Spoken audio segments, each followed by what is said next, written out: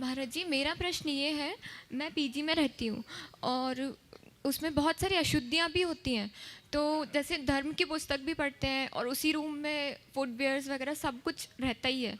और आजकल की युवतियाँ हैं जो अशुद्धियों में भी पालन नहीं कर रहे हैं उसका, तो उसका दोष हमको लग रहा है। तो क्या करना चाहिए उसके लिए? बड़ी गंभीर समस्या है। इसका एक सॉल्यूशन तो ये है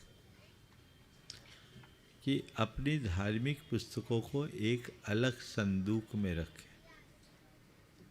अगर संभव हो तो अलग अलमारी में ही रख दें तो लॉक हो जाएगी, और उसका हर अवस्था में स्पर्श ना हो।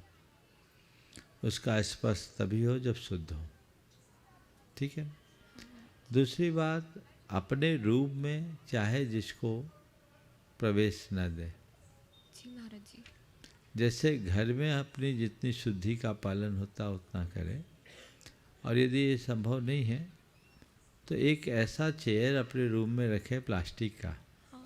कोई आए तो उसको उसमें बिठाएं, अपने बेड पर ना बिठाएं, बेड को शुद्ध रखें। जैसे घर में तुम्हारी माँ 3 दिनों तक शुद्धि का पालन करती है और कराती आई, हाँ महाराज जी। उसे पाला जा सकता है। अल्टरनेट व्यवस्था कर दो, रूम में 2 चेयर रख दो, कोई आया तो उस पर उसको बिठा दो। ज़्यादा अगर दिक्कत है तो खुद बाहर बैठ जाओ, सामने वाले को बाहर बिठा दो, तो व्यवस्थाएं बन जाएगी। सत्यानुष्ठान ही होता है, जितना संभव उतना करना चाहिए। आप लोगों की समस्या तो कदम कदम पर, आप यहाँ क्या बोलते हैं, आप बस में सफ़र कर रहे हो सब साथ है, ट्रेन में सफ़र कर रहे हो सब साथ है, आप मार्केट से कपड़ा परचेज करने के लिए गए। देखिए सूक्ष्मता से एक महिला ने मुझसे कहा, बहन जी ने, कि और शायद ही, मेरे को तो लगता है शायद ही और कोई दूसरा ऐसा करता हो।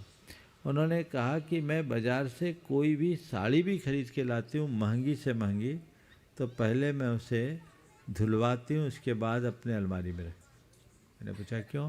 बोला पता नहीं किस किस अवस्था के लोगों के हाथ लगने के बाद ये साड़ी मेरे घर तक आई है। मैं घर में तो पूरी शुद्धता का पालन कर लेती, लेकिन ऐसी साड़ी में ला के रख भी दूँ तो घर में शुद्धि कैसे रहेगी? तो पहले धोना फिर यूज करना। बात सूक्ष्मता की है लेकिन बहुत यथार्थ है, और इसका पालन करना चाहिए। और आप लोगों में देखिए ज़्यादातर शॉपिंग में कब जाते हैं? जब फ्री रहते है ना। तो अब आप शुद्धि के बारे में विचार कर लीजिए।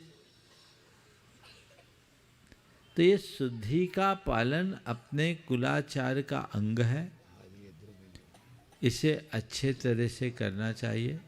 मुझे खुशी है तुम जैसी अध्ययनशील युवती ऐसा सवाल कर रही है और पालन करने के भाव से कर रही है। नहीं तो आजकल की नई पीढ़ी तो इन सब बातों को महत्व ही नहीं देती, जबकि इस पर पूरा ध्यान देना चाहिए। एक बार बात आई तो किसी ने कहा नेचुरल प्रोसेस है, मानता हूँ नेचुरल प्रोसेस है। तो हमारे शरीर से जब मल मूत्र निकलता है तो आप लोग उसकी शुद्धि करते कि नहीं करते? वो मल मूत्र की शुद्धि तुरंत हो जाती है क्योंकि हम उसको प्रक्षालित कर लेते हैं और वो निरंतर प्रवाह नहीं होता। लेकिन जो अशुद्धि निरंतर रिश्ते रहे तो वो हमको तो अशुद्ध कर रही है ना। शरीर के भीतर जब तक मल है तब तक वो अशुद्धि नहीं है, जब बाहर निकलता है तो अशुद्धि। तो ऋतु धर्म रजो धर्म के समय में जो आप लोगों के लिए श्राव होता है मासिक का, वो निरंतरता बनी रहती है, तो वो अशुद्धि है। इसलिए अशुद्धि में हमको सावधान रहना है। और ये एक बहुत अच्छी व्यवस्था दी गई, महिलाओं को इसमें उपेक्षित नहीं किया गया। इसके पीछे महिलाओं के प्रति एक बड़ी दृष्टि कि कम से कम 3 दिन महिलाएं छुट्टी पे रहे, वो आराम करे, रेस्ट करे, और घर का काम पुरुष करे। पहले करने की जरूरत नहीं पड़ती थी, संयुक्त परिवार रहता था तो हर महीने में 3 दिन की छुट्टी आप लोगों को मिल जाती थी, दूसरा संभाल लेते थे। अब तो परिवार संयुक्त नहीं है तो कोई बात नहीं है, महिलाओं का ठेका थोड़ी है खाना बनाने का, पुरुष भी तो बना सकते हैं कि नहीं। और जितने बड़े सेफ है वो कौन है? बोलो।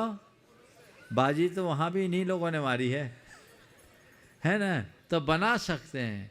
इसलिए मैं कहता हूँ उनके दाम्पत्य में माधुर्य बढ़ता है जहाँ पति पत्नी दोनों मिलकर खाना बनाते हैं। समझ गए? और अपने जीवन में मधुरता लानी है तो पत्नी उपवास करे और पति पार ना कराए, तब तो मज़ा आ जाए। देखो इन लोग मन की बात हो गई, कितना अच्छा हो गया, है ना? तो ये चीज़ें होना चाहिए और मैं पुरुषों से भी कहता हूँ इसे अपनाना चाहिए। अशुद्धि नहीं आता है तो सीख लो, और कदाचित ऐसा नहीं सकते तो 3 दिन रूखा सूखा खा के काम चला लो। हाँ, महाराज जी कह रहे सामने गुरु कृपा है कि होटल है। आपने नज़र भी कर ली क्या? मैंने देखा नहीं इसलिए बोला। तो जो भी है इसके कई अल्टरनेट भी हैं, लेकिन ये शुद्धि का पालन करना चाहिए। इसके विषय में मैंने अनेक बार प्रकाश डाला है। आपको बताऊं, एक बार जब बहुत पहले मैंने इस पर बोला, लाखों व्यूज उसमें थे और कई महिलाओं के उसमें कमेंट्स थे। वो किसी कारण से कमेंट सब हट गए। उसमें